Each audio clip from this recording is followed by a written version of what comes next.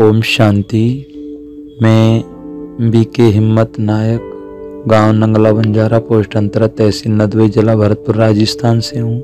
हम 2012 से बाबा के ज्ञान में चल रहे हैं और जितना बाबा ने हमारे साथ हर समय मदद की, हर समय इतने विघ्न समस्या से बचाया, शायद इतना अनुभव किसी का नहीं होगा। दरअसल बात है 2013 या 14 की। मैं बाबा मिलन करके आया था, मधुबन से साड़ी लाया था। तो हम गांव नंगला बंजारा हंत्रा से फतेहपुर सीकरी ओंडेला के लिए जा रहे थे। तो हमारी युगल है और जो छोटे छोटे बच्चे थे बाबा के ही, तो 2 बच्चे तो बीच में बैठे थे, एक पीछे बैठा था, गोद में ले रखा था हमारी युगल ने।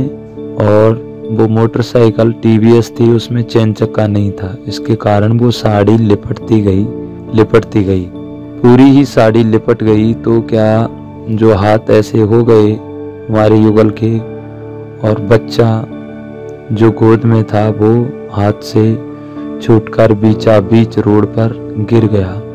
और गिरने के बाद में सर्दी के दिन थे, पीछे से मारुति आई थी और वो बच्चे के ऊपर होकर निकल गई।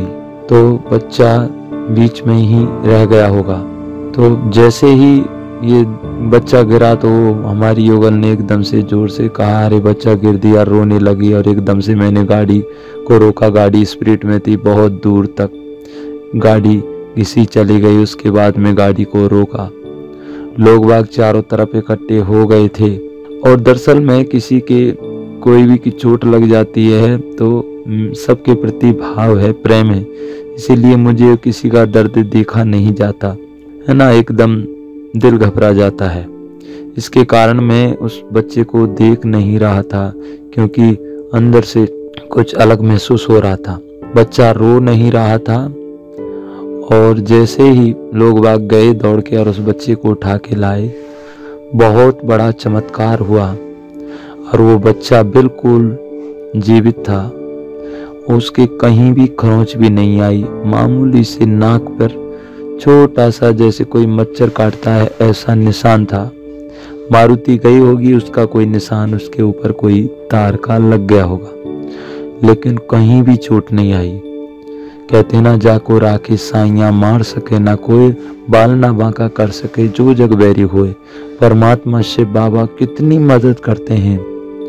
शायद उस दिन मैंने ये समझा। और जैसे हमने सब कहते हैं ना, जैसे ध्रुव भगत को पहाड़ से गिरा, प्रहलाद भगत की भी देखी ना हमने कहानी कि प्रहलाद भगत को ऊपर पहाड़ से गिराया, लेकिन उसको चोट नहीं आई क्योंकि भगवान ने उसको गोद में ले लिया। यही सत्य घटना हम उस दिन ये अनुभव किया कि जैसे ही बच्चा, एक तो रोड पे जो रोड था पक्का रोड, हाईवे रोड, जयपुर आगरे वाला रोड, जब बच्चा ऊपर से गिरेगा तो चोट तो लगेगी ना, कितने जोर से, और वो भी रोड पर, उसके कहीं चोट नहीं। दूसरे नंबर मारुति के उसके ऊपर होके निकले नहीं, वो बिल्कुल सुरक्षित था। तो बाबा इतनी मदद करते हैं, सच में बाबा हमारे साथ रहते हैं, हमेशा मदद करते रहते हैं। हम जितना भी शुक्रिया अदा करें उतना कम है, क्योंकि बाबा हमारे साथ जितनी अनुभूति होती हैं और जितना हम देखते हैं, शायद किसी के साथ इतनी बाबा मदद नहीं की होगी जितनी मेरे साथ की है। और दूसरा अनुभव है कि मैं जयपुर में दुकान से आ रहा था और दुकान को बंद करके जैसे ही मैं, हमारे रिश्तेदार आने वाले थे, उसके लिए मैं पनीर लेने गया था दुकान पर, तो उधर से आ रहा था। पीछे से मेरे कोई 4-5 लड़के मेरे पीछे लग गए, क्योंकि मेरे पास मोबाइल नया था और पैसे भी थे। तो पीछे से लग गए, तो पीछे से आके उन्होंने, अंधेरा सा था और शाम के 7 या 8 साढ़े 8 का टाइम था। जैसे ही वो पीछे से आए, मेरे पीछे होके उन्होंने आगे का हाथ लेके और मेरे आगे गर्दन रह के उसने अपने कोहनी के अंदर, पूरे हाथ के अंदर वो गर्दन दबा ली। मैं अनुभव कर रहा था आज जरूर कुछ होने वाला है। तो मैंने एकदम से बाबा को कहा बाबा, तो उन्होंने एकदम सोचा ये आवाज़ लगा रहा है। बाजू में दुकान थी नाई की, क्योंकि उसमें 8-10 लोग काम कर रहे थे, बैठे भी थे कुछ। तो उन्होंने जैसे ही मैंने आवाज़ लगाई तो दूसरा आया, उसने मेरा गला जोर से दबाया। मैंने एकदम से फिर आवाज़ लगाई बाबा आप बचाओ। फिर उन्होंने तीसरे ने आके फिर मेरा एकदम गला इतना जोर से दबाया कि मेरी आवाज़ ही नहीं निकली और मैं डायरेक्ट ही एकदम बाबा को याद किया अंदर से। आप विश्वास नहीं करोगे, यकीन नहीं होगा, लेकिन ये सत्य है कि जैसे ही मेरी आवाज़ एक अंतरात्मा, बिल्कुल आत्मा और परमात्मा से बिल्कुल कनेक्शन हो गया और मैं अनुभूति कर रहा था और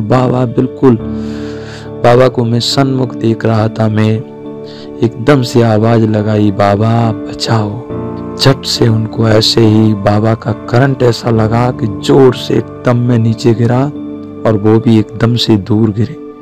करंट ऐसा था, जैसे ही मैं गिर गया मेरे जेब से वो मोबाइल निकाल के ले गए थे। जैसे ही मैं थोड़ी देर बाद 5 मिनट या 6-7 मिनट बाद मुझे होश आया, मैंने देखा और दूध वगैरह सब फैला हुआ था, पनीर भी इधर उधर पड़ी हुई थी। लेकिन हमें जो नया जीवन दिया बाबा ने, बाबा के इतने एहसान है। कौन कहता है भगवान नज़र नहीं आता, जब कोई नज़र नहीं आता है, जब वो परमात्मा नज़र आते हैं। मेरे बहुत सारे अनुभव हैं, बहुत सारे, हर समय बाबा मदद करता है। हम आपको अपना अनुभव सुना रहे हैं कि बात है आज से 5 साल पहले की, जब हम चूड़ी का धंधा करते थे और जयपुर से माल ले जाया करते थे। लेकिन दुकानदार कभी कैसे डिजाइन भेजते, कभी कैसे कौन से ही मंगवा रहे हैं कौन सी भेज देते थे और पैसे के पैसे देते थे।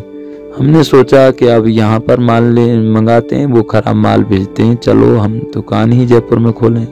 तो हमने मेहनत करके कुछ पैसे इधर उधर से लेके और हमने जयपुर में दुकान खोली।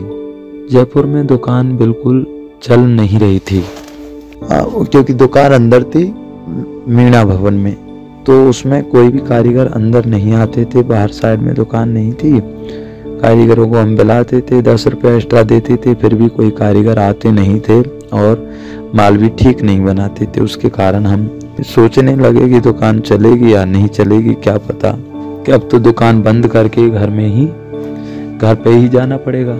तो बात है एक दिन बाबा ने मुरली में कहा, जयपुर में हम किशनपोल बाजार पूरे राजस्थान में म्यूजियम सेंटर सबसे पहले बना, तो उस सेंटर पे हम जब मुरली सुनने जाते थे तो बाबा ने कहा मुरली में, अगर कोई काम तुम्हें नहीं होता है तुम्हारा काम, तो बाबा को सुपुर्द कर दो, अपने घर का सदस्य बाबा को बना दो।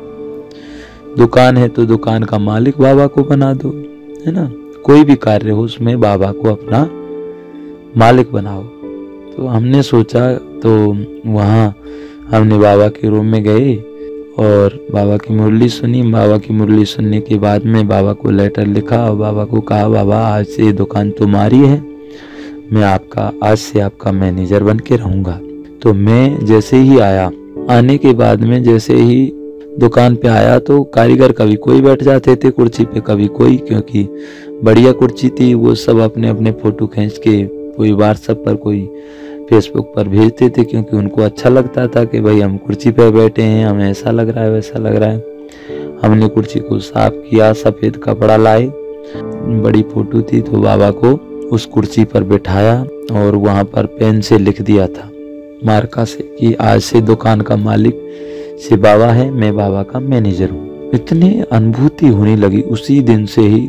उस दिन ही कई कारीगर आए और कहा आपको माल बनवाना है। मिला, हाँ, क्या आप ये डिजाइन बनवाओ, ये डिजाइन बनवाओ, हम बनाते हैं। माना 10 दिन के अंदर सारे कारीगर हमें मिल गए और जो माल बनाने वाले अच्छे अच्छे कारीगर हमें मिल गए और बहुत डिजाइन, अच्छी डिजाइन बनाने लगे। और कुछ ही दिनों में दुकान बाबा की आगे से आगे बढ़ने लगी और कुछ ही दिनों में कितने ही व्यापारियों को मालूम पड़ा कि बाबा की दुकान से बहुत अच्छा माल मिलता है।